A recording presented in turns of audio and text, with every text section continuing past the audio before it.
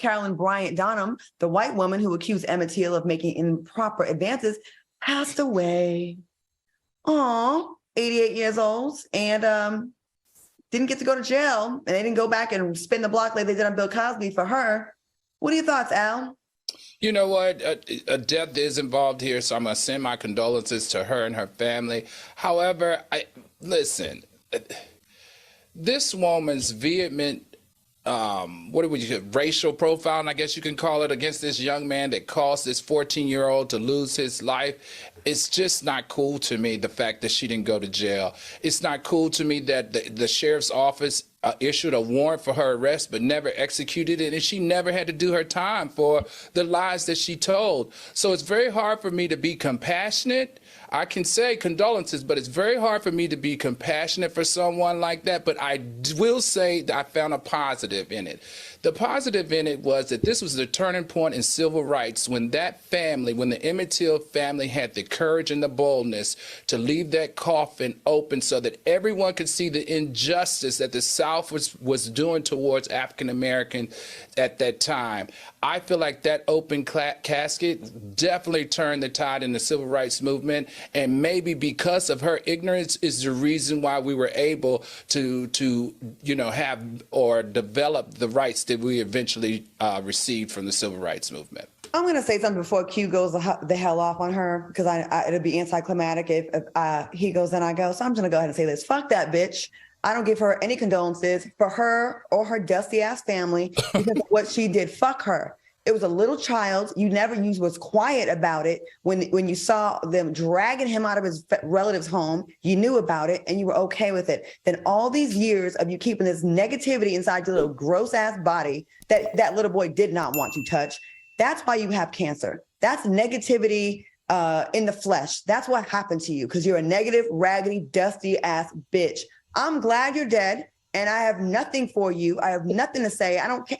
I'm not one of those people that because someone dies, that we all of a sudden forget their sins or they're forgiven. You're not forgiven because you died, because guess what? We all gonna die. So this girl died before she was able to face, be held accountable for what she did. And I hope she had nightmares every day of her raggedy life before she died, because that's what the fuck you deserve for what you did. And I don't know if it was Emmett Till's death that caused us to get civil rights, because we still, up until a few years ago, trying to pass the Emmett Till anti-lynching bill. So it took a long, it didn't just change like that. And the hurt she brought to the families, fuck her. Fuck Carolyn Bryant. Okay, sorry, Funky. No, I honestly and truthfully, you said what I said, but since I'm unlocking my better self, I'm going to approach this from a spiritual perspective. A curveball. Yeah, exactly. While I know everybody wanted her to go to jail and go to prison, I am of the thought that she did not live a happy life. She lived a free life. But I am of the thought that on a spiritual playing field, in one way or another, she did have nightmares.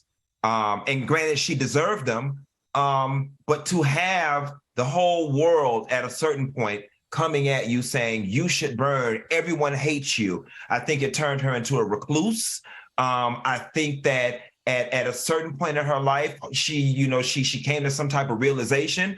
Society changed and we moved from that so racist Southern mentality to a more inclusive environment. Every time you saw the bitch, she looked miserable. I'm pretty sure at a certain point she came to a place of regret. I would hope. I don't think people like her, when they lay their head down at night, that they sleep easy. And while the punishment that we wanted from her, we never got to see, trust and believe. If you believe in God and Jesus the way you say you do, he put a number on her ass. He put a number on her ass. Trust and believe, in the form of sleepless nights, guilt, whatever. And yes, none of that may compare to what the Till family went through, but I don't think she lived a good life as a result of. She lived a free life, but not a good one. I hope put her in prison at 8. I hope you're right. But I feel like when all the times Emmett Till's memorial was being vandalized, we never heard from her saying, guys, stop. We never heard her use her voice. We never heard her say in her later years, when you know you're getting closer to death, you know what? I regret it. We never heard anything. So as far as I'm concerned, she never made it right. So I am disrespecting the dead.